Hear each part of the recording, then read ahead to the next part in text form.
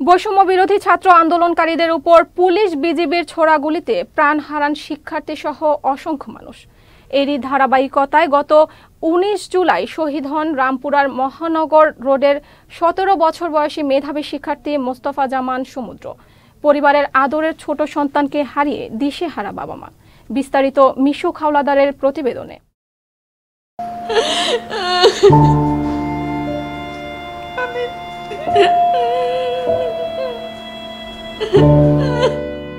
মা মাসুদা জামানের ৩ সন্তানের মধ্যে ছোট ছেলে সমুদ্রকে হারানোর শোকে বাকরুদ্ধ হয়ে পড়েন।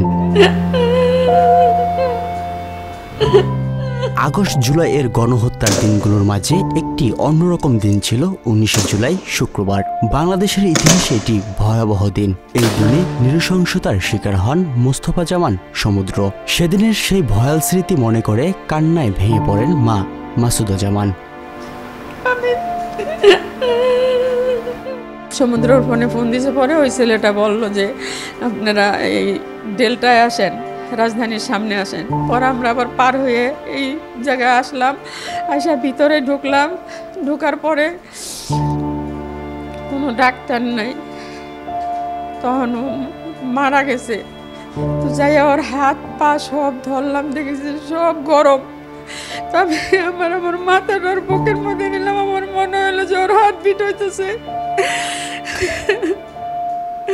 পরে বেটার লাইফে আমরা দুজনে বেটার লাইফে নিয়ে গেছি। তখন ওই ডাক্তাররা ১০-১২ মিনিট এদের যা করণীয় কইরা বললো যে মারা গেছে, বেশিক্ষণ হয়নি। সরকারের কাছে আমার দাবি, আর এটা সূক্ষ্ম বিচার চাই আমি। আমার ছেলের কেন হত্যা করা হইলো, কেন হত্যা করা হইলো, এখন আমাদের দায়ভার কে নিবে, কে নিবে? আমরা যে মোস্তফা জামান সমুদ্র এসএসসি পরীক্ষায় উত্তীর্ণ হয়ে প্রস্তুতি নিচ্ছিল একাদশ শ্রেণীতে ভর্তি হওয়ার।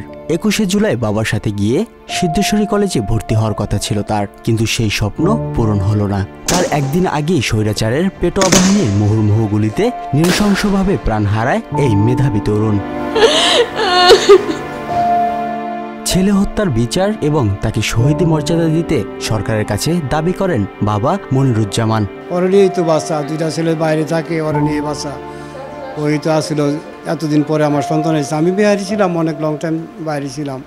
তারপর 2006 সালের জন্ম, 2006 সালের 13 নভেম্বর ওর জন্ম ছিল। তো এই পর্যন্ত তো আমরা লালন পালন করছি, এই ঢাকা শহরে থাকতাম, ওর পড়ালেখার জন্যই সব কিছু থাকতাম। তো এখন তো মনে করেন পুরাটা ঘরে আমার ফাঁকা, আমরা দুইজনে বুড়াবুড়ি আছি, আর কেউ নাই বলতে। 2:25 না 20 ফোন দিছি, তখন শেষ কথা আব্বু আমি আসতেছি, শেষ কথা আমার, আর কোনো কথা হয় না, এই শেষ কথা।